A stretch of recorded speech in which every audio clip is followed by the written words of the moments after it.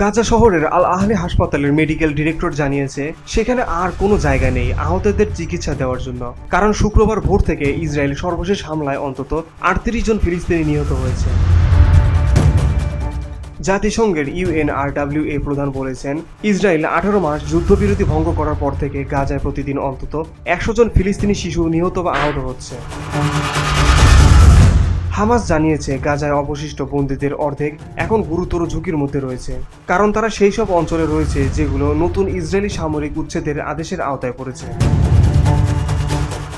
গাজা স্বাস্থ্য মন্ত্রণালয়ের তথ্য অনুযায়ী ইসরায়েলের গাজা আক্রমণে এখন পর্যন্ত অন্তত ৫০,৬০৯ জন ফিলিস্তিনি নিহত এবং ১,১৫,০৬৩ জন আহত হয়েছে।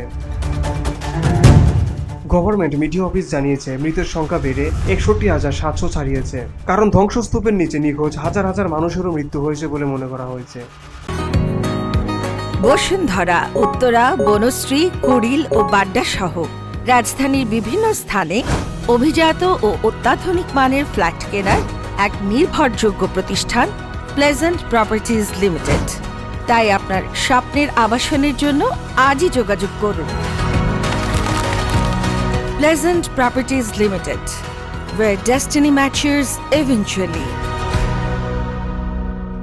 ২০২৩ সালের ৭ অক্টোবর হামাস পরিচালিত হামলায় ইসরায়েলে অন্তত ১,১৩৯ জন নিহত হয় এবং ২০০-রও বেশি মানুষ বন্দী হয়।